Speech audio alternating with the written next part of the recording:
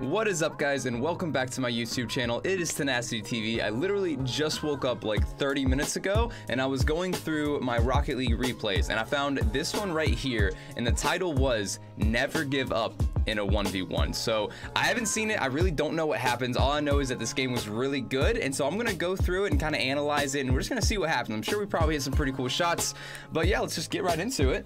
It kind of goes to show, like, in 1v1s you can never give up, man, because you can get like a 5 or 6 goal comeback in less than 30 seconds if you get your kickoffs right. Speaking of kickoffs, that one wasn't the best, but somehow we still won it. Now, one thing I've been trying to do more often when I play 1v1s is trying to, like, actually be constantly thinking about what I'm doing, because when you're a high-ranked 1v1 player, literally every possession counts. And you need to, like, make the most out of every time you touch the ball. Like right here, like, that's not very smart. I didn't get good control over the ball, and then look at that. I mean, I basically just pulled up way too far unnecessarily and conceded an easy goal that should have been avoidable. Like that you shouldn't get scored on that, you know? That's a better kickoff, and look, see, we won. It's all about that positioning on where you're dodging the ball. And as I say that, please don't get scored on. Okay, good job. So I could have wave dash off the wall and maintain a little bit more of that momentum without using as much boost. One thing I'm also noticing that I'm doing wrong right now is I'm kind of just letting him touch the ball. I'm not thinking about position. Like, look at this. What am I doing here? Are you kidding me? Like, what was my plan? That was such a bad play. In any game mode, 1v1, 2v2, 3v3, you always have to be thinking, okay, I mean, I don't hate that. I mean, I missed, but I don't hate that. I don't know why I went for the boost. But in 1v1, 2v2, 3v3, you always need to be thinking, like, what's your plan? Like, should you be trying to get better positioning? Like, what's the best spot for you to be in? Now, this isn't a bad idea either. Okay, I mean, see? We score a nice little ceiling shot. It wasn't anything too fancy, but it got the job done. I think he wasn't expecting us to hit, or at least go for that, because especially in GC, like low GC 1v1s, people really don't go for those. And it's because they're so concerned. Like, you'll see it more in the high level, like Supersonic or GC 2 or 3. But, I mean, even then, not as much. It's just because the defense is so good, and unless you really get them, it's hard to score those, and it's hard to get time with those. All right, I like that too. Just a little bit off, man.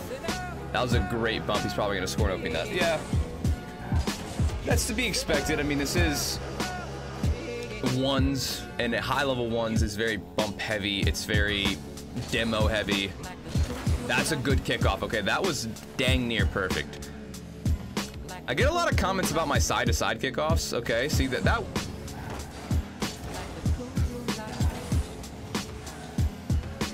I was gonna say that was a good decision. You know, even though I was low boost, I still got the ball on top of my car, and what that that gives me so many opportunities, because I can still very easily, you know, go and score off that. Let's see what I do here. I could put more power on it, but I see what my plan was. I think he's gonna score another open net. Unless, no, okay, we should be good. Not a bad clear. I'm stuck without a lot of boost this game. Like, you can kind of see how I'm just not moving around fast, and yes, you can blame that on the fact that, like, he's kind of stealing boosts, but it's more so that I'm not paying attention and I'm not actively getting boosts. Here we go. That a kickoff goal? Are you kidding me? Did I Athena flick this? No, I didn't. Okay, I finished it off. That's a pretty good goal. Nice kickoff goal. But this is what I was talking about right here. These type of kickoffs, people say a lot that I should go for, like, speed flips. I do a mixture on those kickoffs. I do kind of normal kickoffs where I just front flip, and then I'll do some kickoffs like that where I kind of fake. But it's more so that whenever I do those types of kickoffs, it's just me. I think that, like, they're just gonna either give me possession or give me a nice setup, and I think that 50 just ended up going well for us, and we got to open that. And now this is GC1 gameplay. I mean, you'd be surprised. I always thought that, like, once you get into GC and 1v1s, it's gonna be crazy. All right, there we go. There we go. Another kickoff goal. I don't know if we start losing more here or if we just blow past this guy. I mean, dude, my kickoffs are on point from that side right now. Like, that was a good kickoff. Again, that's not a bad idea. The execution was a little off. What I should have done is obviously get the ball on top of my car. I just had a wrong touch, and I think that's gonna end up being another goal. I should be able to finish this off. Let's go, nice. Almost messed it up, but that right there is a good example. It's a great teaching point. Always save that dodge. If I didn't save that dodge, that would not have been a goal because my angle was so far off. But this might be a goal. No, I think we save it. Nice. So you should always save your dodge. The only time you should double jump is when you are going for a like big tall aerial. If you're not doing that, unless you have like low boost and you're trying to like get into the air, the only time that you should be double jumping is when you're going for that aerial. If you're not doing that, you should be saving that dodge and using it to try and get a better touch or to touch the ball at all, because most of the time when I see someone with, it's because they double jump when they don't need to double jump. You can save that dodge and it saves you so much time and energy, man. He's just rushing us, and that's not a very good ones gameplay, honestly. I don't know what I'm doing here. Maybe like an air dribble. Trying to get a little fancy. I mean, I'm only up by 1, so you can't start getting too crazy. We're gonna score this one too. Nice. Okay. Honestly, I thought the deficit would be a little higher in this game. I don't know why. I don't know how much we were losing by at one point. I feel like it was only like 3. And I think the reason I named it Never Give Up is because I was seriously considering just quitting. I was so considering forfeiting like midway through. I think I was having a bad string of ones games, and this was like the final straw. I was like, dude, I'm not doing this shit no more. That might be a goal. Oh my god, he didn't get it. I think I was gonna go for a ceiling shot there.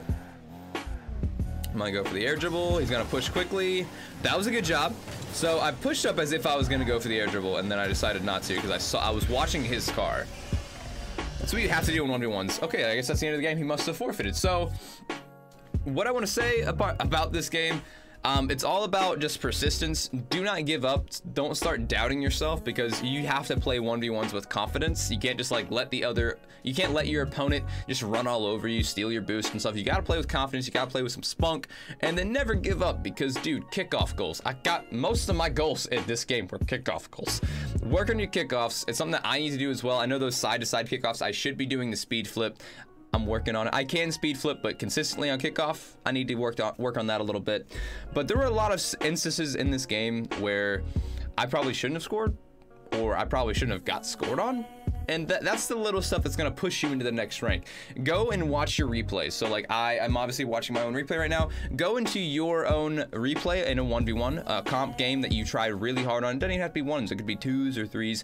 Watch it from your perspective, and then go back and watch the entire game from his perspective. So if we switch our perspectives here, see, now that I look at the goals, I can see what happened. Okay, so we were down like what? It was 5-1, yeah. So we ended up doing very good at the end. Oh my god. So right here, 5-1. That's a pretty big deficit. But if we go back to my first goal and just watch from his perspective, you'll see why it scored. So looks like he missed a bunch of pads. He was in a weird spot. He tried to go for this boost. He was uncomfortable. And then he had to commit to it. All right, that shouldn't have scored, man. Most people probably would have saved that pretty easy. If he would have been a little more patient, probably grabbed a few more of those pads on his way back. So just go through your replays, watch your perspective and then your opponent's perspective, and you'll see where you're messing up. And you'll see probably how you could have done better. You'll see what position you could have been in to be in a better spot, like for the play. All that stuff really, really does help. And watching your replays, honestly, is kind of fun, because it's like watching like an esports game, but it's you. If you look at it from the right way, you know. And then even if you're really bad, like if you're bronze, if you're silver, if you're gold, and the gameplay isn't that fun to watch, you'll still be able to see where you're doing wrong and where you can improve. And especially if you watch streamers who are higher ranked, like, you know, people who might watch me, I'm like, you know, Grand Champ 1, Grand Champ 2, you'll see the differences immediately. And it's like the consistency, it's being able to aerial all the time, never backflipping on aerials. It's being able to shoot shots fairly consistently. We miss all the time, everyone does, even Supersonic Legends, but it's being able to at least put the ball near the net. Because if you put it near the net, your teammates have a good chance of finishing up, maybe off a double touch, or maybe just like, you know, off of a 50 or a save. And so it's little stuff like that that's gonna kind of catapult you into the next rank, but you really need to watch at least just 1 or 2 of your replays every once in a while and see what you're doing wrong. Like, I watched the replay before I saw this one, and it was rough, man. I was whiffing like left and right, but watching that just helped me kind of understand, like, oh dude, I gotta work on this. Like, there's this aspect of my gameplay that's like lacking right now. I need to improve on that. But yeah, so just kind of I don't know, I saw this replay and I was like, I should do like a little react video because I had no idea what's gonna happen, but ended up pretty well. We had a nice like 5-1 comeback, and we got some pretty cool we had a nice little clip there. It wasn't too crazy, but man, kickoffs, so important in a 1v1. If you can't kick off, you're not gonna get past like platinum or something, dude. But yeah, I hope you guys have a great day. This will be the end of this video. I'll be having a few more videos that I'm going to post probably sometime this week if I haven't already posted them, like the Try House 1v1 video, Athena 1v1 video, and I also commissioned some people from Fiverr to make a logo for me. So that video will be up here soon. I paid like 3 different people, 3 different price points to make one logo for me. And to be honest, the ones I've seen already, I don't know if I'm gonna use any of them, but it was still a pretty cool video idea anyway, so we'll see how that goes. Hope you guys have a great day. Don't forget to like, follow, subscribe if you like the content, and I will see you guys in the next one. Peace out, guys. Let's go.